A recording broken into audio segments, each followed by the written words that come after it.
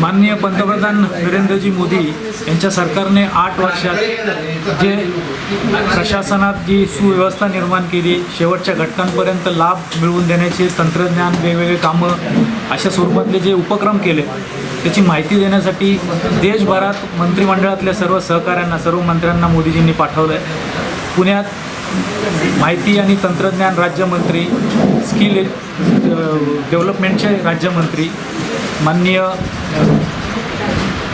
राजीव चंद्रशेखरजी 2 दिवसाच्या दौऱ्यावर पुण्यात आले होते।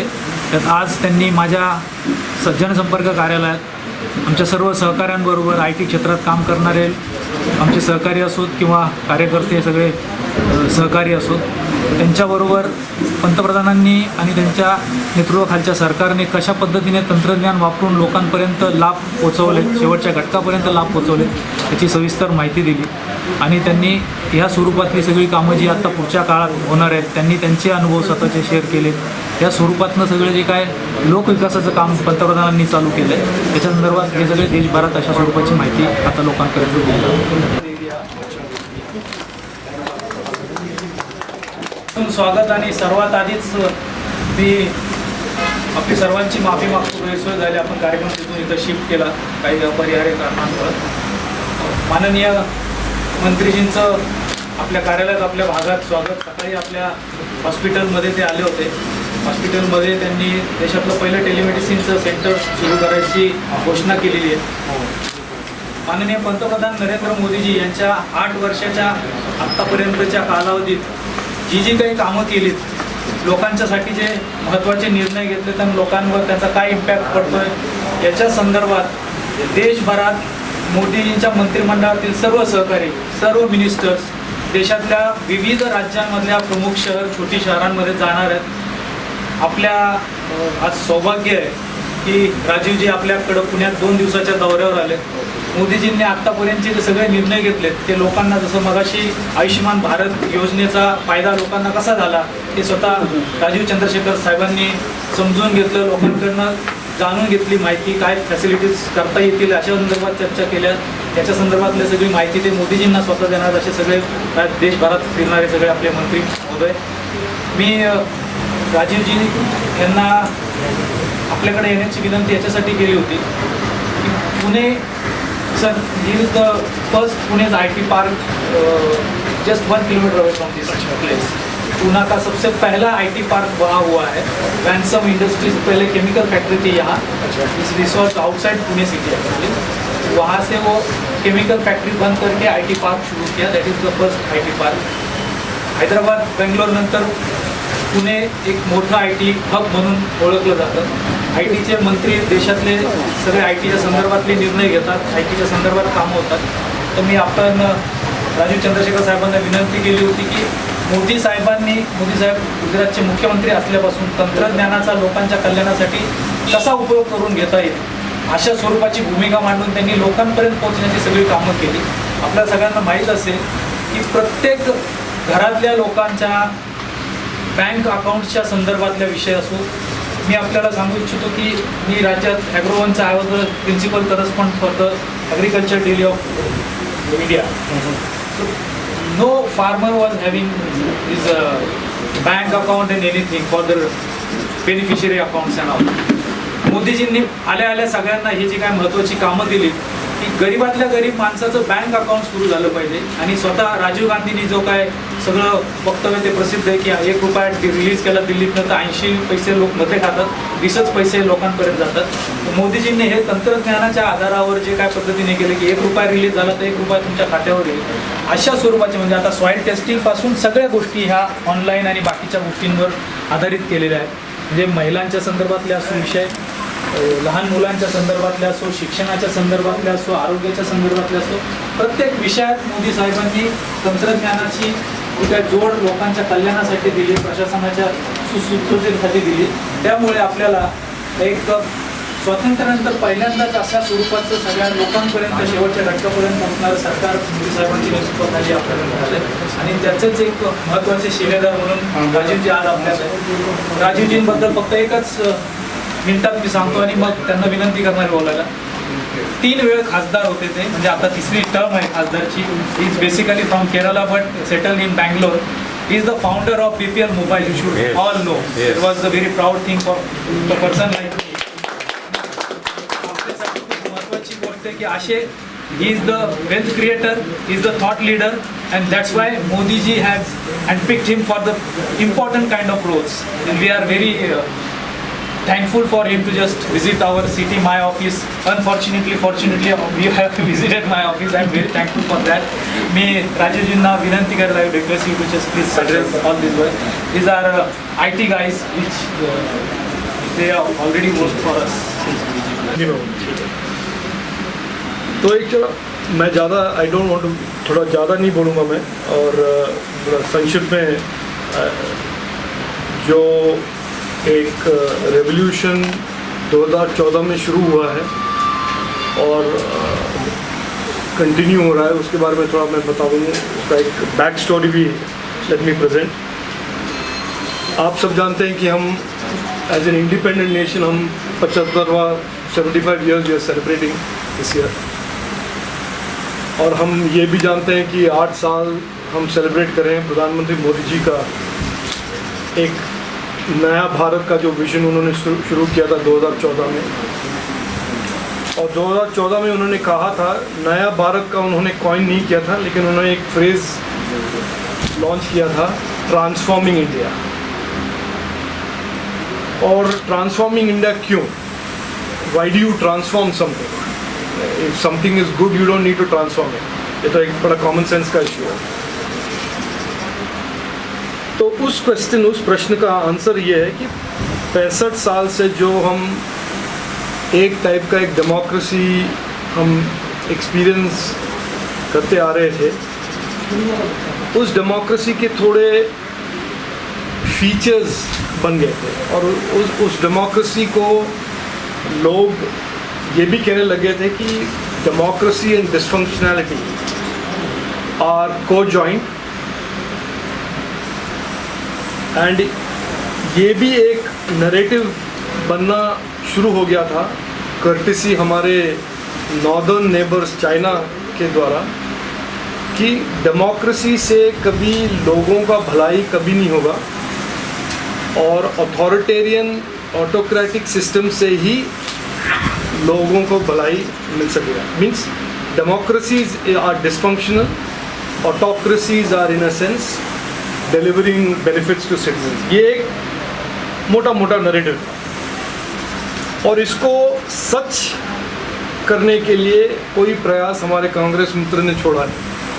They were out determined to prove कि democracies are dysfunctional, democracies work for only a few, and democracies are characterized by unresponsive government, leaky government, and dissatisfied citizen. ये एक weather आप इस लैंग्वेज में महसूस करते थे या कोई और लैंग्वेज में, बट मोटा अगर आप इंडियन सिटीज़न थे 2014 में, विच आई एज्यूम हम सब थे, हमारे माइंड में यही था एक डायग्नोसिस. क्यों? Why was this narrative true? यहाँ पे many of you are young, some of us are old. Old तो भी दिख नहीं रहा है, लेकिन everybody is young. अगर आप सोचेंगे 65 साल का इकोनॉमिक मेकअप, एक बड़ा क्लियर था कि अपॉर्चुनिटीज़ जो है ना, opportunities to succeed, opportunities to grow, opportunities to create wealth were concentrated. 2010-11 में मैंने पार्लियामेंट में एक प्रश्न उठाया था, और प्रश्न था based on a research report कि भारत के बैंकिंग सिस्टम के 97% ऑफ द नेटवर्क, समझ लो ये जो मैं कह रहा हूँ, वर लेंट टू 9 फैमिलीज. यानी कि हमारे बैंकिंग सिस्टम का कब्जा 4, 5, 8, 10 फैमिलीज और ग्रुप्स ने कर लिए. उसका मतलब क्या है कि अगर मैं एक छोटा एंटरप्रेन्योर हो या आप हो या और आप हो, आपको पैसे मिलना लेना, आपके अपने ड्रीम को साकार बनाना एकदम असंभव नहीं तो बड़ा अपहिल टास्क था. So opportunities were concentrated for a few. Opportunities were not available for most Indians. ये तो एक. दूसरा क्या था reality which lent to that characterization. जो हमारे फेमसली 1987 में या 88 में जब भी तब के प्रधानमंत्री राजीव गांधी जी ने कहा था कि दिल्ली से जो हर 100 पैसे या 1 रुपया निकलता है उसका 15 ही पैसे बेनिफिशियरीज के पास पहुँचते हैं. तो ये leaky, dysfunctional, corrupt nature of democracy was seen as unsolvable. क्योंकि अगर ये सॉल्वेबल होता 65 साल से ये स्टेटस को नहीं कंटिन्यू होता. तो एक narrative, opportunities were limited for a few. Governance and democracy was a very dysfunctional, leaky, corrupt system. और फिर आपने देखा ही है कि हम जो लॉस्ट डिकेड कहते हैं 2004 से 2014, उसमें तो the loot, the kleptocracy, the crony capitalism का जो एक अनप्रेसिडेंटेड लेवल बन गया था, उस 10 सालों ने इस नैरेटिव को रीइंफोर्स कर दिया. 2014 में इकोनॉमी आप सब जानते हैं, we had 18 quarters of double digit inflation, declining investor confidence, scams, financial sector के तो बैंड बच गया था, NPAs were sky high, etcetera etcetera. 2014 में प्रधानमंत्री मोदी जी आए, उन्होंने एक फ्रेज कॉइन किया, ट्रांसफॉर्मिंग इंडिया. अच्छा, मैं एक नटशल में बोलूँगा आपको. टेक्नोलॉजी का जो नैरेटिव था पहले, उससे पहले ये था कि ये फलाना आदमी बिलियनर बन गया है, फलाना आदमी का कंपनी आज मल्टी बिलियन हो गया है. प्रधानमंत्री मोदी जी ने 2014 में टेक्नोलॉजी के यूज़ के बारे में 3 ऑब्जेक्टिव ही पुट फॉरवर्ड. एक तो टेक्नोलॉजी से भारत के हर सिटीज़न के लाइफ में बदलाव लाएंगे थ्रू टेक्नोलॉजी. दूसरा, टेक्नोलॉजी के द्वारा ज़्यादा से ज़्यादा युवाओं को अपॉर्चुनिटी हम प्रदान करेंगे, एंटरप्रेन्योरशिप, स्टार्टअप्स, इन्वेस्टमेंट. और तीसरा, जो 60 साल से हम टेक्नोलॉजी के कंज्यूमर थे एज ए नेशन, कंप्यूटर भी इम्पोर्टेड, टेलीकॉम नेटवर्क भी इम्पोर्टेड, मोबाइल फ़ोन भी imported, we will become the producer of technology and services, products and services.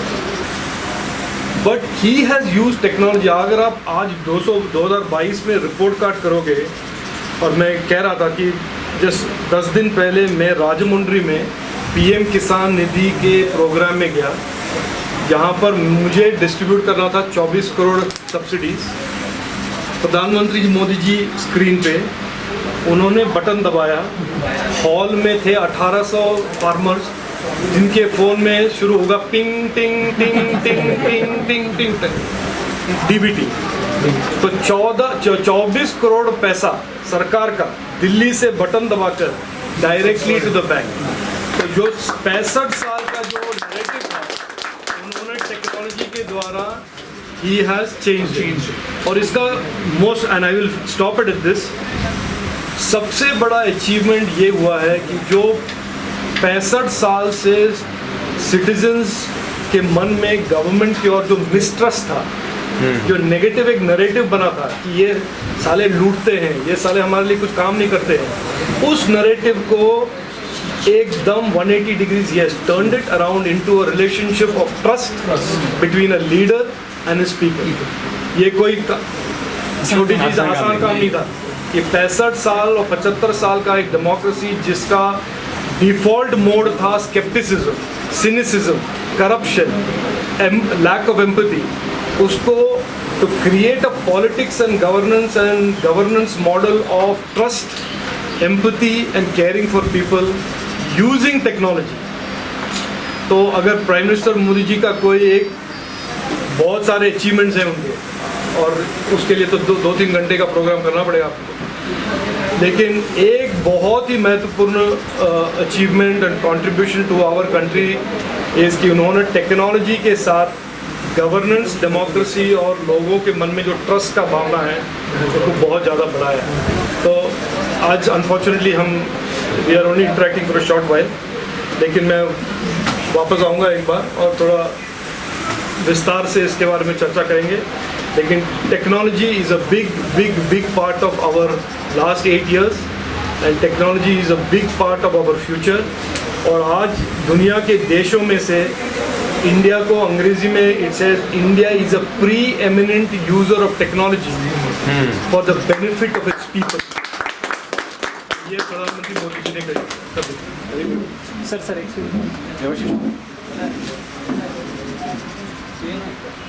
Thank you so much, all the best.